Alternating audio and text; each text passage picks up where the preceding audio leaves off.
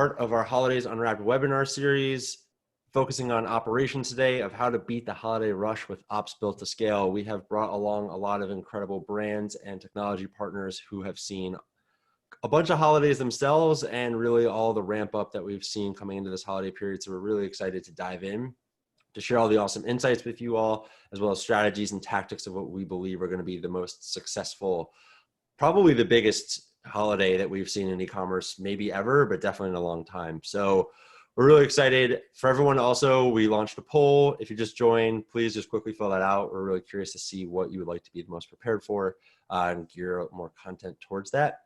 Also, the quick background, probably should introduce myself. I'm Jeremy. I'll be your host today, guiding you through and weaving the conversation between all of our incredible panelists. I run partnerships here at Daasity. And then just some quick housekeeping, just so everyone's on the same page. So when everyone joins, they'll be muted. If you have any questions, comments, concerns, please just chat us directly. My teammates Sarah and Nikki will be able to help with anything that pops up. And then if you have a question that you would like anyone on the panel to address, please drop in the Q&A section and on the module at the bottom of your screen. We'll be able to get to those at the end and we'll tee them up for the panelists. Also, we'll be recording this session and sharing it out afterwards. So let's dive in, probably what everybody's here for, and get to the good stuff. So I'm really excited to introduce our panel today. So we'll go around robin and let everyone introduce themselves. So Karina, do you mind kicking us off? Hi, Karina. Super excited to be here. Operations Director at Tushy for people who poop, providing modern bidets and a cleaner bathroom experience. Awesome. Okay, Anthony. Hope everyone's having a great week. Appreciate you hopping on. I am the head of operations in Inchero, oversee our operations team. We focus primarily on men's and women's accessories, but pretty much watches and bracelets, but we're looking to expand our product offering this year. Awesome. Sean, how about yourself? Hello, everyone. Great to be here. Sean Corson, co-founder and chief analytics officer at Daasity. Daasity is democratizing data, so we allow e-commerce companies to better manage and analyze their data, providing them with insights to help grow their companies. Very cool. Chad, what about yourself? Hi, everybody. Chad Rubin, co-founder and CEO of Stubana. We're an operations platform to run and automate your business, everything from orders to inventory to purchase orders and forecasting to profitability. Before Stubana BS, I was running and still have a e-commerce operation called Think Crucial. We manufacture and sell home appliance parts direct to consumer, and we're selling on 15 channels today. Very cool. Tim, bring us home. Great. Hi, everyone. My name is Tim Buza, VP of Marketing at Loop Returns. So Loop is an automated returns platform that a lot of leading brands in the Shopify ecosystem are using. So we make it super, super simple for your shoppers to exchange and keep shopping as opposed to just flipping right to a refund. Awesome. So we have a lot of great, super knowledgeable people who are going to cover a lot of different areas. So I think let's click the wrong button. Let's dive right in. So how can you be prepared for just the extreme rush that we're going to see from increased volume? So Karina, what are you all doing over at Tushy? We are planning some more, having lots of discussions across the team to make sure we're prepared for what we think is going to happen and all of those things that might happen. Awesome. Yeah, there's going to be a lot to plan for this year. Anthony, what are you all working on over at Vincero? Yeah, similar token, we've been planning for a couple months here, trying to get our marketing team, operations team on the same page to make sure we have obviously the inventory ready for sale. In addition to that, we had a large sale in the month of August, so we've been really breaking down our wins and our losses from that sale period and bringing those losses and addressing them in what we feel is the highest priority to get those out of the way before we hop into the Black Friday, Cyber Monday chaos. Yeah, definitely. Want to do with as many wins as possible and hopefully no losses. So Sean, what are we seeing over across our brands at Daasity? Sorry, kind of to echo that, planning obviously, huge, given kind of the state that we're in right now. I think planning going into this holiday season is even more crucial. I think analyzing sales mix, product mix differences from last holiday season, as well as analyzing kind of the data from, just the kind of most recent quarantine periods can be very helpful. Like, you don't know how sales mix might have changed in the last 9 months, given that, kind of the state that we're in. So yeah, I think planning, analyzing that historical data, definitely key leading into this holiday season. Yeah, definitely. A lot of consumer trend shifting. So sales channels probably will have to as well. Tim, what are you all seeing over at Loop? Yeah, I mean, one of the things that we're seeing, we saw it last year, seeing it this year too, is that a lot of brands are programmed to be sprinting as fast as they can to the finish line. And the finish line in their mind is Black Friday, Cyber Monday. But obviously, since we specialize in returns and exchanges, we know it comes right after the holiday season, and we call it internally just return season.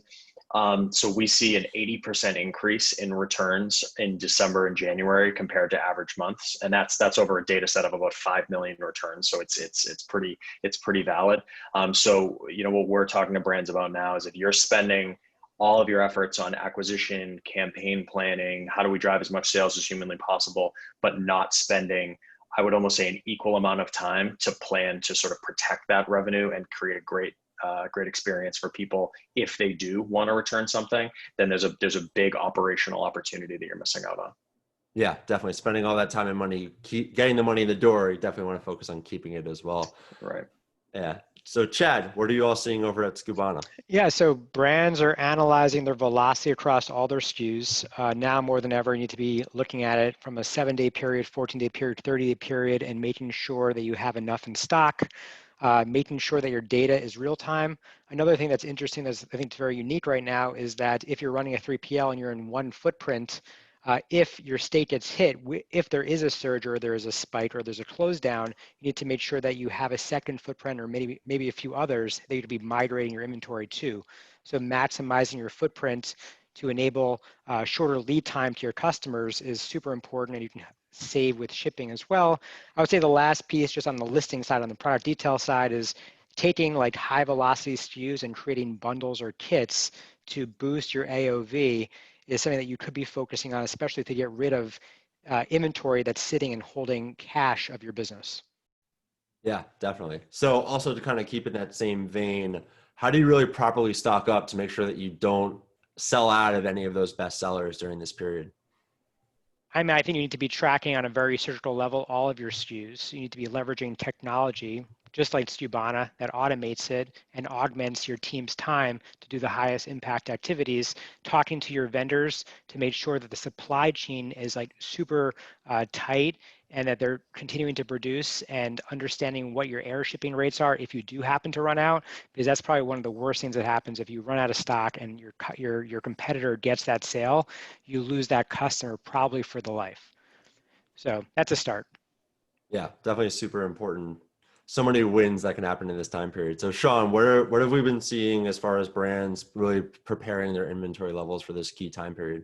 Yeah, I think most merchants have enough data to get a pretty good idea for what inventory is going to look like for the next 3 months, 6 months. Given if you have historical data from last holiday, if kind of incoming POs, what those look like. Again, if you know that product sales mix, that really gives you enough information to kind of build a predictive inventory model. That's something at Daasity that we've done for a few merchants to really help them understand, what inventory is going to look like by day for the next 365 days. Yeah, really key to just make sure everything is lined up. So Anthony, how are you all planning for this? How are you like stocking up for this time period over at Vincera? Yeah, and I think similar to the last question, it's just a lot of planning and really getting the whole team on the same page. We're very fortunate. Our director of marketing has a really good sense as far as how many units we're going to sell per day of each SKU. So we met a couple of months ago to determine kind of different levels, our best sellers, kind of mid-tier products, and then cut line products and then dead products. So our biggest thing we want to make sure is that we have plenty of our best sellers, because even if we have too much for the holidays, we're going to be able to sell those afterwards. And we're also planning ahead of time. We're able to get a large amount of our products over here via ocean freight, which is a lot cheaper. And then that allows us a little more flexibility coming down to the end of where we're at now. If we need to adjust any POs or edit anything, we can do it on a faster shipping service. But it's really just getting, kind of our PO team, marketing team, our operations team all on the same page to determine what we're going to need, so then the operations team can move forward with that. But I think having marketing really involved in that, because at the end of the day, they're the ones selling it. You got to make sure everyone's really in sync with each other to set yourself up for success. And obviously, there's going to be bumps and hiccups, but the more we plan out, hopefully, the more time we have to address those unforeseen issues. Yeah, definitely. Communication is key. Karina, how are you all addressing this at Tushy?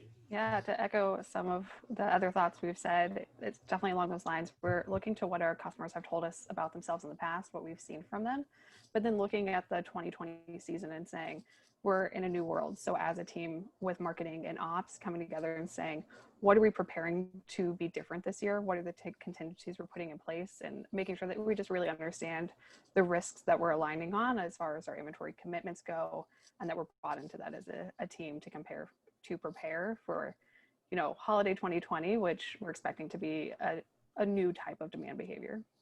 Yeah, I think I'm going to steal risks that we're aligned on. I like that one a lot. So, right, we focus a lot on how can we be prepared to sell as much as possible, but I think I want to take the slightly, not opposite, but more focus on the bottom line. So how are we really thinking about maximizing the profitability of all these sales across all these channels? So Anthony, I'm going to put you on the hot seat first.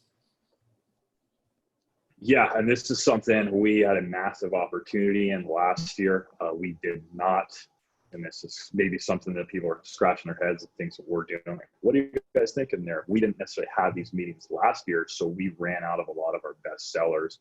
So we'd come in, we'd have 300-400 orders in unresolved folders in Skibana, to where those customers, we now have to reach out to let them know there's going to be delays, and that obviously is going to harm our long-term value with those customers. And it's really important that we just keep our best sellers in stock through the entire sale period. It just creates, a lot more streamlines. You don't have to deal with customers reaching out to do exchange products if they want to return it or whatnot. Being able to have all of our best sellers in stock the entire sale period and not having to worry about those is really important for us. We have about 40 SKUs across all of our collections that we deem best sellers. So we just over order on those, and if there's people who order some of our smaller SKUs, we can usually nudge them into buying out some of our best sellers, but it's a lot harder to do the opposite. If they want a best seller, it's harder to kind of push them into some of the lower level products that we have. So keeping our best sellers in stock is really important for us ahead of time. It's something we learned from a mistake we made last year before the holiday season. Definitely. Karina, how are you all approaching this at Tushy? Yeah, definitely. Shipping well and shipping from the right place is going to be key to maximizing our profitability this year. We want to make sure that we're set up not only to minimize the cost of our sales, but also to prepare for any unknown issues that are going to arise in the final stretch of 2020, as logistics networks are expected to be overwhelmed. So having those backup options, that our inventory is well spread and close to the customer to maximize the margin here. Nice. Yeah, a lot of wins there. Chad, how are you all seeing across all the brands that you work with, really where brands can maximize their profitability? Yeah, so D2C has never been easier. Anyone can create a product. My grandmother can start a Shopify site tomorrow and start selling a product. So the TAM, the total available market for brands, is a positive sum game, meaning Tushy can exist and so can many other bidet companies exist. It comes down to how you can make the most money, not just your top line, but your bottom line, especially in 2020. It's different in 2019. So I believe that you need to be a systems thinker and need to be leveraging technology to help you win. And it's not about how many employees you have per revenue anymore. Or the ratio needs to be as low as possible. So for me, you need to be a system thinker. You need to have a foundation that you can scale with that augments your team's time, that allows you to take the low value repetitive tasks and to automate it so you can have your team doing higher impact, higher value activities. The second thing I would probably point to is something that not a lot of people in the space talk about, but it's really a hard number to get to, is really your operating profit per SKU per channel. So that is the holy grail of what every e-commerce brand wants. So that's taking into account your discounts, your revenue on a product, your shipping costs, to get as close as you possibly can to your operating profit. To do that, you need to have the right platform to do that. The same thing with automation. And the last piece I want to share is really order value optimization. A lot of people focus on conversion rate optimization. Order value optimization is really figuring out how you can maximize the revenue. And I think we've talked about this earlier, Jeremy, is like to maximize the lifetime value of your customer upfront to pay for those ad costs, because CAC is going to be rising incredibly high in the fourth quarter. Yeah, definitely. Any additional AOV bumps give you more profit, allow you to afford those extra costs and all the different crazy stuff that's going on with marketing. So Sean, how can someone dive into the data and really find where they can extract more profit from this key time period? Yeah, just to kind of echo what Chad was saying, I think, really understanding from your product portfolio what sort of margin you're getting, per unit on your sales. That's going to inform things like which products are you putting in promotions, what kind of discounts are you offering. It could be that you're using an acquisition SKU that has a really low margin, which might be great if it's pushing people to repurchase more often, if there's complementary products that they might come back to buy on your site. Or it might just be that you're not making any money on those orders, right? So you need to choose a different acquisition SKU. Or it could be that maybe, those SKUs that have a really low margin, you can bundle with something else because people really like those SKUs, but you just need to do something to try and increase, like you said, increase AOV on those. So yeah, I think, kind of focus on the profitability of each of your products and understanding how you're going to promote those products during the holiday season. Yeah, definitely. Okay, so we've really addressed how to get sales in the door. Now let's really focus back on how we keep all that revenue and profit in the business. So what I really want to talk about next is like, how are we thinking about returns and exchanges? So Karina, I'm going to toss that one to you first. Absolutely. Our goal is always to make sure that the customers have access to the best support possible, especially for our products, which are not typically a product that the customer is familiar with and require installation in their home. Tushy prides ourselves on our easy installation, but also making sure that we're touching our customers to make sure they know to come to us for the best possible support and solutions so that we can make their product work for them and give them the solution they were looking for. Awesome. Anthony, what are you all thinking about for returns and exchanges over at Vincero? Yeah, it's definitely something, one of our bigger focuses. We do everything in-house, and I think the biggest thing is for education. Watches, people are pretty informed about them, but there's some things, like chronographs that people don't necessarily understand the functions of, or most people assume that the second hand always functions as a second hand, which is the case. So it's a lot of post-purchase education, which we've been getting better at. For example, with automatic watches, people don't always understand if you take it off and set it on your dresser for a couple days, it's going to die. So, we had issues in the past with people who reach out like, my watch is defective, when in fact it's not. So really informing the customer, as Karina touched on, is really important. If you set that expectation beforehand and they get it, it isn't a surprise to them. And even sometimes when we tell them like, oh, that's crap, well, why didn't you tell us this before? And that's a fair point. So I think just communicating and really trying to inform the customer as much as humanly possible helps. No matter what you do, there's probably going to be people who don't quite understand, but we just try to learn through those customers and try to make things as clear as possible for all of our customers.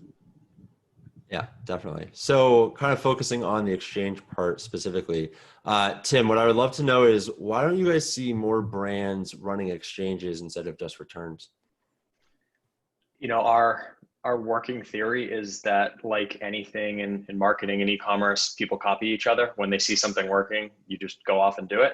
So like, have you ever noticed, for example, how everyone has a 30-day return policy? If you ever stop to think about where that came from, first of all, we don't know where it came from, but we are positive that it has had a trickle effect of, well, these guys have used 30, so we're going to use 30. What we actually see is that the majority of returns happen in the first 10 days anyway. So like, we have a whole theory on that, but I think it starts that if you think about the early days of e-commerce, or even just a few years ago, all dollars, resources, people, everything was put on, if you're looking at an equation of acquisition versus retention, everything was put on acquisition, but everyone needed some kind of return policy. So they would just look to see what other brands were doing. Everyone's doing it manually. And so you just started to see that kind of proliferate throughout the industry. So what would happen is, the policy is email us, send us your order, or chat in with us, send us your order. We'll issue you a refund. And brands are just sort of hoping that the person then goes off and buys something else on the website. We actually see is when a refund happens, that tends to be the end of the customer relationship. So it really hasn't been until the last few years where technology like Loop has come out to automate this, where we're starting to see exchanges become more normal. And it's partially because how do you do exchanges manually? It's extremely hard and labor intensive to do. So some of the metrics that we recommend that brands look at and really get a good handle on is return to refund rate. So how many returns end up as a refund versus an exchange? Across the entire Shopify ecosystem, that number is about 80%. So 80% of returns end up as an exchange. It's because as an industry, we've sort of optimized for that behavior. So people are going to do what they're optimized and incentivized to do. What we see for brands who are automating it, so brands who are using Loop, their return rate is about 65%, or I'm sorry, their refund rate is about 65%. So it's worlds different, and it's keeping revenue in the business. We're actually seeing when someone starts a return, on average, they're spending an additional $2. And that's over a huge data set. So it's a place that the relationship between the customer can absolutely be saved if there's just a place to make it simple. So yeah. Yeah, definitely. I think reducing as much friction as possible, especially at that key moment, is really going to be what pivots that relationship for the customer. So Sean, what are some other metrics that you would recommend that people really dive into and monitor as far as returns and exchanges go? Yeah, I think that, I think that return to exchange rate is a big one. Just kind of understanding the mix there between how many products are coming back versus exchanges. When it comes to exchanges specifically, I think connections between the product ordered and the exchange product can be pretty revealing, especially if you see, this can reveal things like sizing issues, right? So you see everyone that's ordering a medium is exchanging and getting a large, or everyone that's ordering a large is exchanging and getting an extra large. As well as quality issues, obviously. If people are exchanging product A and they are never getting a different version or size of product A, and you can, analyze the return reasons as well. Maybe you've got a quality issue there. I think long-term, what we see most of our merchants, when they are offering, refunds and exchanges pretty freely, most of them see that the customers that are performing exchanges tend to be pretty loyal customers. If you handle that smoothly, if you're, if it's, whether it's no questions asked, like if your policy is very liberal when it comes to exchanges, generally you tend to produce pretty positive customer behavior in terms of lifetime value and repurchase rates. Yeah, definitely. And it also makes it easier for the customers to have more trust in the brand, especially on that first purchase. Yeah. So Anthony, how are you all thinking about what metrics do you all track in this area? Yeah, Tim touched on, we definitely track our exchange percentage.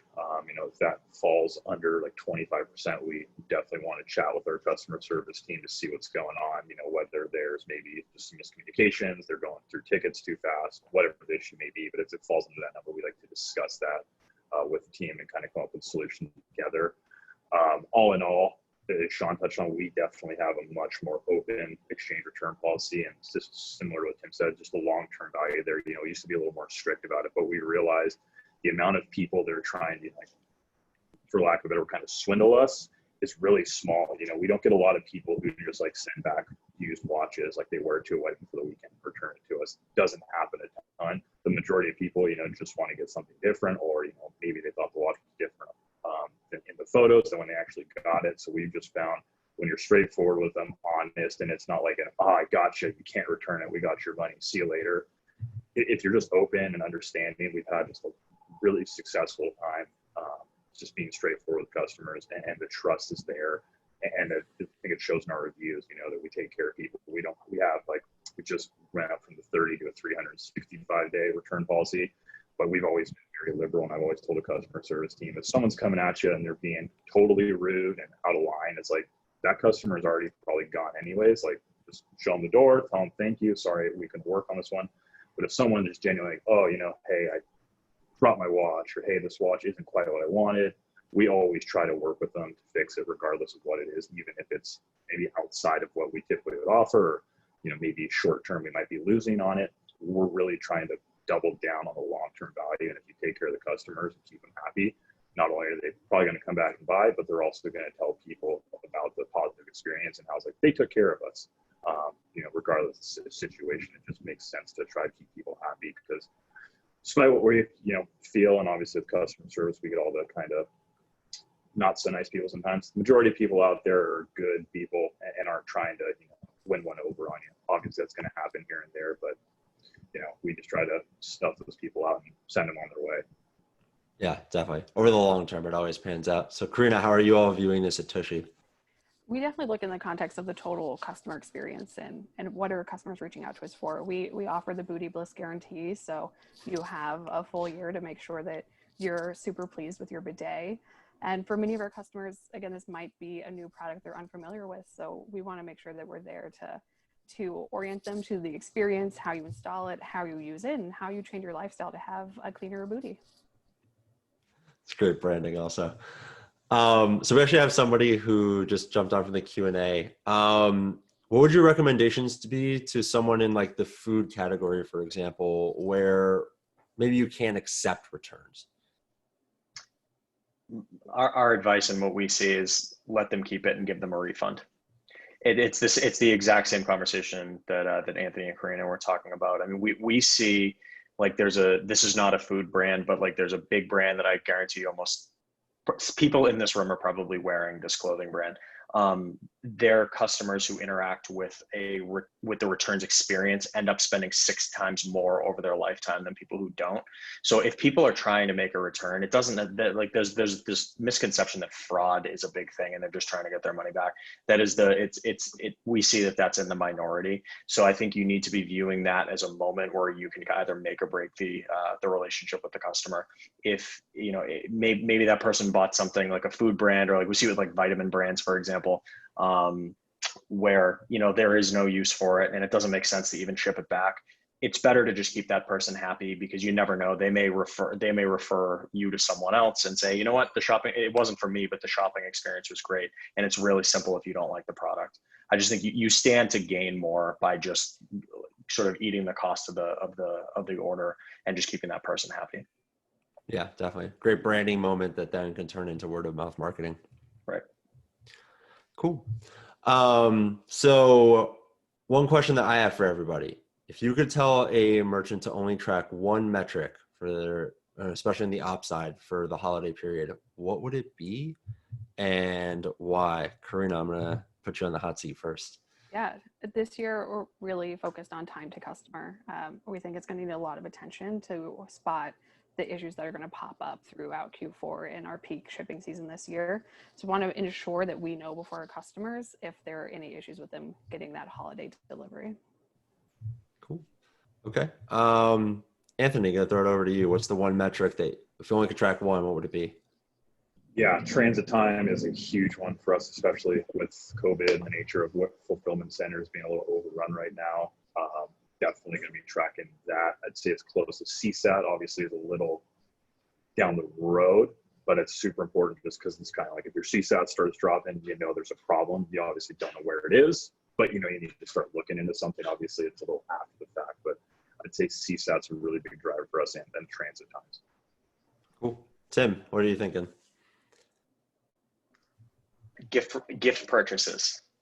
Obviously, coming from the returns and exchange world, I'm going to give you something about that. But like, this is the only quarter of the year where the majority of your shoppers are not shopping for themselves. So the more gift purchases you get, the more returns or gift returns you are likely to get. And like we see, like Shopify has published a stat that it's something like 50 or 60% of all returns are just because the size, the color, or some variant is wrong.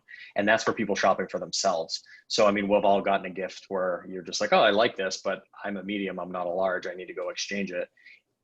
I'm as the gift receiver, I am now interacting with this brand for the first time. And if my experience just is subpar, or if there's no way for me to actually get a store credit and shop later, or just do an exchange right there, you create this sort of weird friction between someone who could be a customer for a long time versus, the example that I've given before is like every year my mom gets me some article of clothing that is the wrong size and I've always been the same size my entire life. So I have to go through this weird dance of I go to return it, but like the money goes back to my mother and like I'm a full grown man. I'm not going to ask my mom to rebuy me a gift. I now have to do that myself.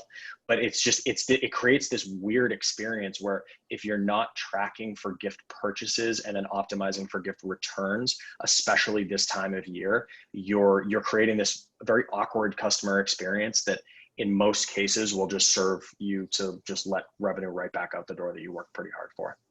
Yeah. And that moment's such a 2-for-1 because you have the gift giver who might come back Right. and buy more gifts. And then you have the person that they bought the gift for who hopefully has a great experience and comes back and is a long-time purchaser. Yeah, that's exactly right. Yeah. Chad, what's the one metric that you'd focus on for this quarter?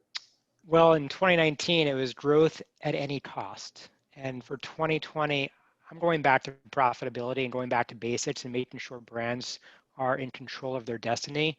So I'd say operating profit per SKU, per channel is one that I would be very, very in touch with, and even KPIing that based on the entire team. Like that should be the one North Star. Cool. Okay. Sean, I know there's hundreds, but we can only pick one. Yeah, kind of sticking with the on the operational side, kind of sticking with the time in transit theme. I think time to fulfillment, does offer something that's a little more. You do have a bit more control over kind of adjustments you might make in terms of how long does it actually take from the time when an order comes in until it's actually fulfilled and pushed out the door. Time to transit, what we found on some of our operations dashboards, measuring that by provider and by geography, obviously very important. If you have one distribution center and it's located in a central area of the country, this may not be as big of an issue, but if you have one distribution center and it's located on the West Coast or the East Coast, you might find that your customers on the other coast are getting a pretty bad experience. So I think time to fulfillment, transit time, both hugely important. Yeah, definitely. Flexible and dynamic fulfillment and fulfillment center sounds like a pretty running theme throughout this today. Cool. So I think one last question I wanted to dive into before we have our wrap-up question before Q&A is, how do we feel about including return labels / exchange slips into the original order in the shipment, especially since it is a gifting period? So I'm going to throw it to Karina for you first. How are you all thinking about this at Tushy? Does anything change during this time of year? Not for us. We're really focused on it, ensuring that our customers have the experience of interacting with a Tushy expert on their install, making sure that Team Tushy has the opportunity to give them that really wonderful bathroom experience and introduce them to this product. So we really do drive our customers to get the full install Tushy experience. Cool. Tim, what are you seeing kind of across the brands or best practices? It's a step I see a lot of brands taking towards automation because it does make it a little bit easier for the customer. So I don't want to knock it. I think it's somewhere in between manual and automated, but it really doesn't do much for you as the merchant or the brand because, for example, I know Adidas does this. I bought a pair of sandals, assuming they were the exact same size as the shoes, and I was actually off by a full size. So when they put the label right in there, I put it on the box, I sent it back. I didn't fill out the reason I'm returning it, and I got what I needed. So from a customer experience perspective, it was simple. But for Adidas, they'd probably want to know I'm one size in a shoe and a totally different size in a sandal. And from a manufacturing perspective, if that's happening over a large data set, they should change their sizing. So I'm giving one specific example, but I think you lose visibility into data that's real. And then Sean was talking about this, that's really, really important for you to let your manufacturing team know, or maybe letting your e-commerce team know. So it's like a nice interim step, but it doesn't totally get you all the way there. Yeah, a lot of valuable data that's missed there. Right. Anthony, how are you all approaching this? Very similar. We did do, the free returns in the shipping label when they received the package, but like Tim said, we're just losing out on so much data. And similar to my kind of last answer, there was just information that the customer hadn't been given to where it was necessarily defective or for the reason they had thought.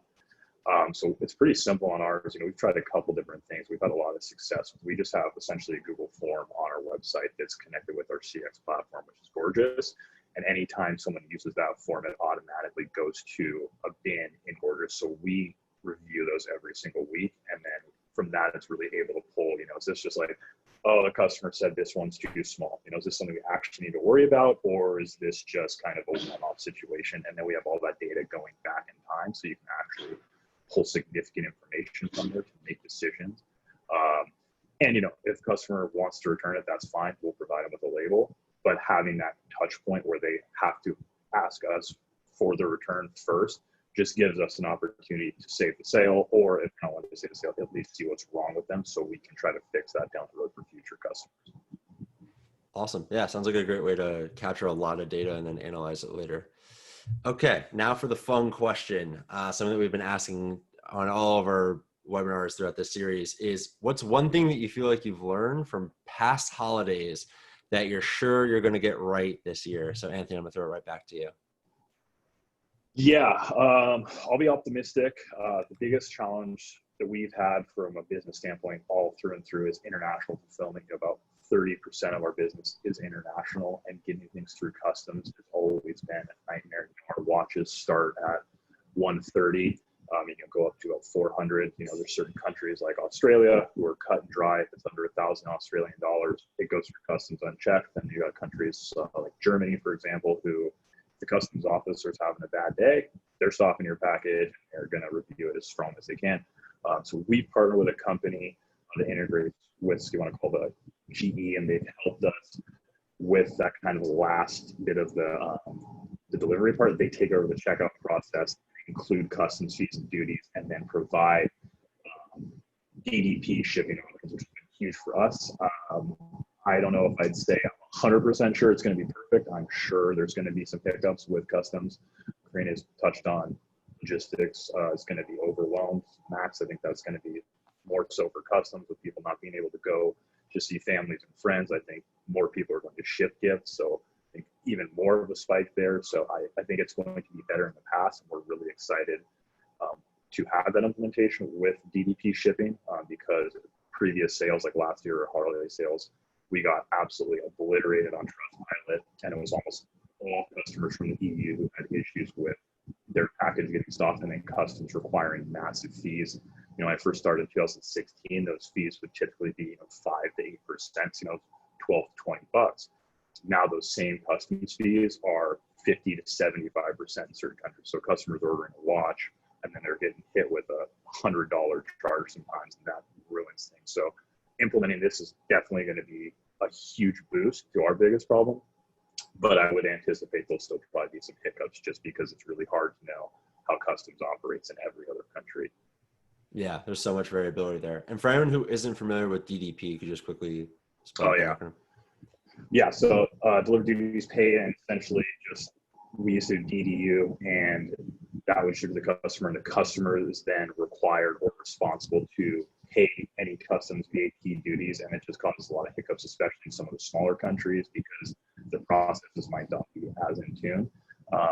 And it just, when it's DDP, typically it just goes straight through the processing, which relieves the customer any headaches of having to reach out, and also just significantly cuts down delays. When we get the tickets, there's not much of an update you can provide because they just have to pay for customs fee, but the customer doesn't want to hear that. So when you have those issues, it kind of just snowballs with all these international customers reaching out to us. And yeah, it can definitely build up quickly and really cause some headaches during the holidays. So excited to see how things go. I think it'll be a lot more successful this year, but as always, I'm sure there'll still be some hiccups that come out of it. Yeah, definitely. But yeah, international shipping is always such a challenge. So Karina, one big lesson that Tushy's going to crush this year. We're going to definitely be crushing understanding the gifting behavior of our customers. I think in home goods, it can always be a surprise how much that behavior can shift for holidays, and being more prepared around that. Cool. Okay.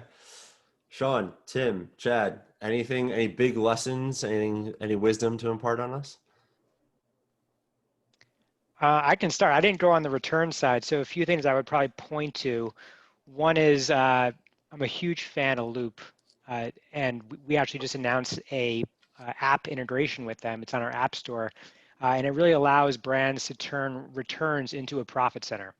And I'm not making money on saying that, but you're making money when you are essentially allowing your customers to be able to make an exchange with that same dollar value.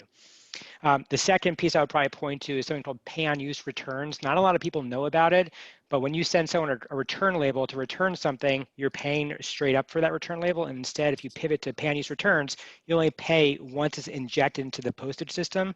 And so a lot of times people have they use this label and they never actually bring it to the postage system. It becomes a problem.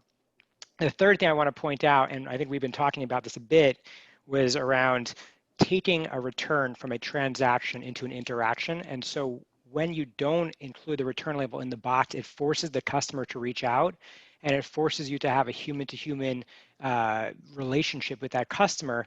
That is an opportunity for that customer to shout you from the rooftops forever. And so Bombas actually has a great example of this. They don't call it customer support, they call it customer happiness. And they have a 100% happiness guarantee, kind of similar to Tushy with the Booty Bliss. I love that guarantee. And so it allowed, like I was returning these socks recently and they're like, no, don't worry, donate it.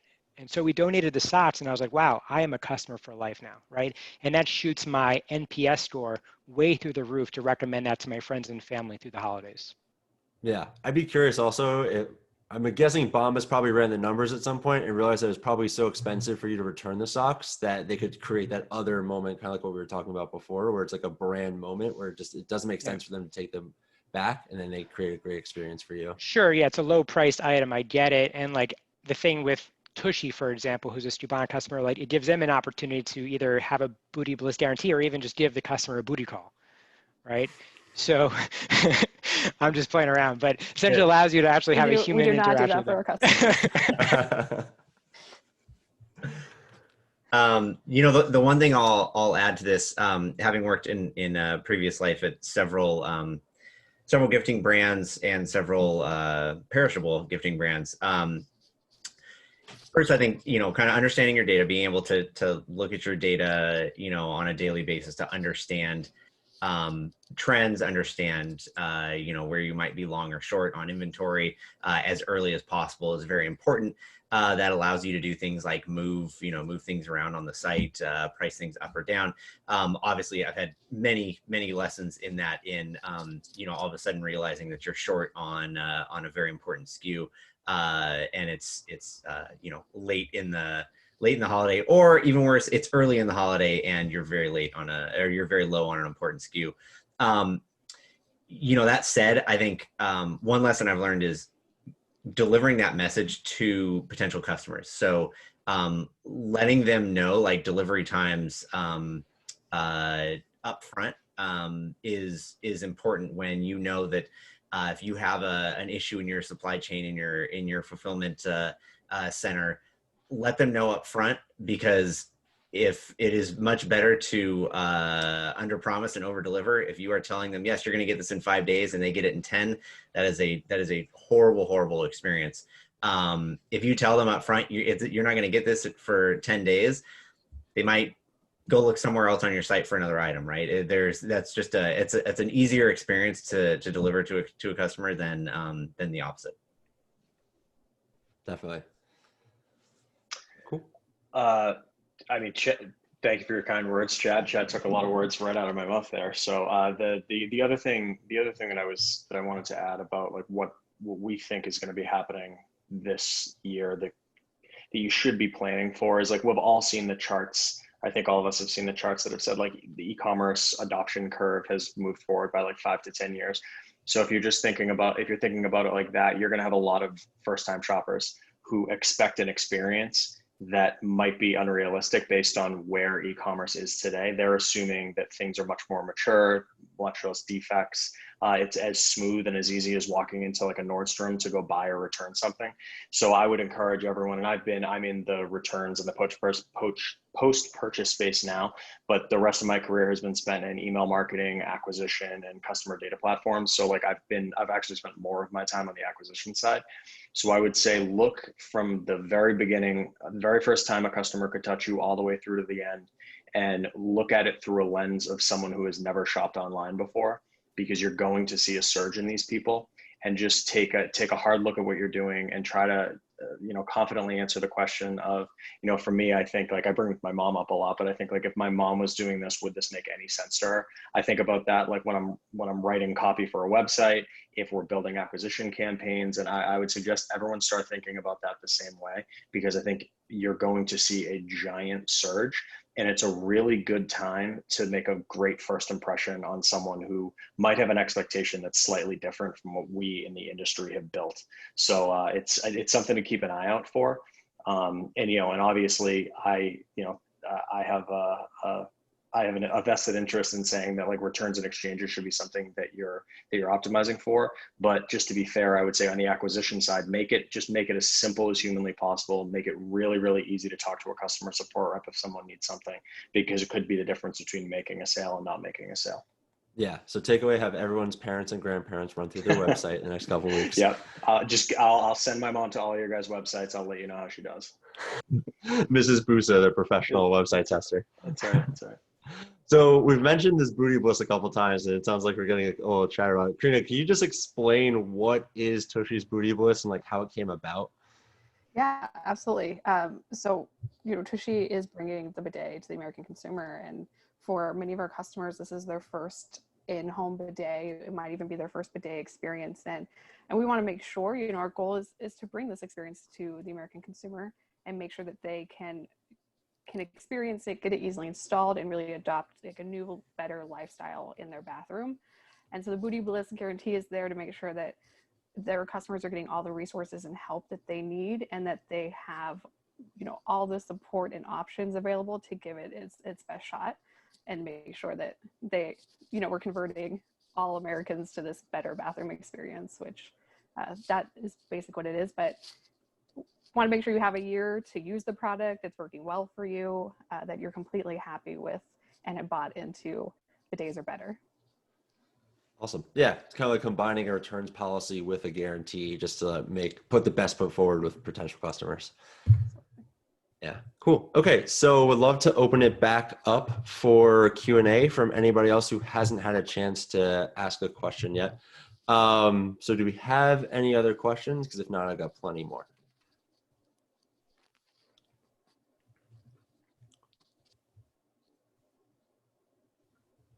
Any takers? Going once, going twice. Okay, cool. So I have one last one completely off script, but would love to know, what is everybody the most excited about for this year, considering how different it's going to be? I know we talked a lot about planning and preparing and all the things that need to go right and preparing for things that might go wrong. But, like, what is everybody just generally the most excited about for how things are going to be different this year? So Chad, I'm going to put you on the hot seat first this time. Oh, that's a good question. Okay, I would say, so we already know that there's going to be this COVID holiday crunch, but I think what was unanticipated is Prime Day being moved into October, which is traditionally in the summertime. And so with that, I'm really curious, maybe excited to see, like, what happens with Prime Day being in October, and then you have Black Friday, Cyber Monday, November, and what the general lift is going to be, because I think that the numbers are going to be a lot higher than I think what initially people anticipated. Other thing I'm excited about maybe is just actually, I love shopping online, period, and I love actually doing shopping in adjacent verticals of just different brands to see their strategies and to understand their execution, because they have much higher spending budget for sales and marketing, for example. So just trying to obsessively understand people's strategies, understanding what are they putting in the box, what are the Black Friday sales, how are people capitalizing even pre-Black Friday on Prime Day. Those are things I'm excited to see how a lot of these brands are going to structure this fourth quarter to make it the best one ever. Yeah, a lot of brands will be very creative. Okay, who's next? Tim, I'm going to put you on the hot seat next. Yeah, I mean, the creative strategy was going to be the thing I mentioned. I think this is a year that's so different. I think you're going to have people spending so much money on acquisition. Someone earlier mentioned CAC is going to rise, and every year there are a handful of brands that stand out by doing something completely different, whether it's through their acquisition strategies or their creative itself. And as like an online shopper myself and a marketer by trade, I'm always amazed at how creative and interesting some of the like when everyone else is zigging, the 3 or 4 brands that zag and come up with something really, really different. I think this is a year where stuff like that is really going to stand out, because again, you just have more people online and you have more eyeballs looking at this stuff. Definitely. And all the more reason to prepare for all the craziness that's going to happen. All right, Karina, you're next. What are you most excited for? I'm really excited to put more bidets in more bathrooms. I think, talking about what is 2020 doing, we are seeing more e-commerce adoption and really giving us more opportunity to reach a larger audience for Tushy. We're a better, cleaner experience, and with COVID, that's also brought a lot of interest to how can I bring more cleanliness to my life? How can I make my at-home time better? And so just really excited that Tushy's been given the opportunity to go to more people and really convert them to this experience. Yeah, the Pimp Your Crib trend is real, and it seems to be only picking up steam. Sean, you're up next. Yeah, so I know something we've mentioned a whole bunch here is that we're going to have this new e-commerce shopper that hasn't existed pre-COVID. So I'm just interested to see how that changes a whole bunch of different metrics across the landscape. So everything from conversion rates, obviously cost of acquisition, as we've mentioned a bunch, cost of acquisition in specific channels, and then long-term lifetime value, right? What are these people doing? Are they repurchasing more or less often? Are we building, our brands building lifetime e-commerce shoppers, or, when COVID is over and people can go wherever they want again, are people just going to go right back and shop in store? My feeling is that we're going to build a lot of loyal e-commerce shoppers, right? The experience that they will get for people that have never shopped online before, or have done very little shopping online before, or have only bought on Amazon before. They will get an experience that is, oh, yeah, actually I can go buy these things, and there's not a, I can buy these things online, and this isn't not a bad experience for me. So yeah, that's what I'm really, really interested in seeing. Very cool. All right, Anthony, how about you? Yeah, I mean, obviously with COVID kind of flipping the world on its head, it's I think an opportunity, kind of similar to Tim. We can go out there, and if we're able to honor our expectations and make it through the holiday season, I think that elevates us kind of in our status. COVID is something that has impacted just about everybody on the planet. A lot of businesses have unfortunately gone belly up, and it sucks. But with that being said, there's opportunity out there to acquire new customers. And if you can deliver a great experience to some of these people who are now forced to shop online, then you are probably going to increase, obviously, the customers you have, the long-term value. So yeah, I'm excited, to kind of rise to the occasion. And I think our team's set up pretty well. Have a great holiday season, and we'll see what challenges come our way towards the middle of November, once those orders start fulfilling after Black Friday. Yeah, definitely. I'm finally excited because I can explain what I do to people. I feel like every time there's like I work in e-commerce, I do that. They're like, "What does that mean?" And now that everybody's shopping online, I feel like it's gonna be a lot more applicable to a lot more people. Okay, so last question to bring us home from one of our attendees: thoughts on pre-orders? Is it the time to do it? How do you do it? How do you approach it? Anthony, I got a pretty good reaction from you, so I'm gonna tee you up first. It's super slippery slope for us, especially in the holidays. Offering pre-order, definitely you're going to get more money coming through.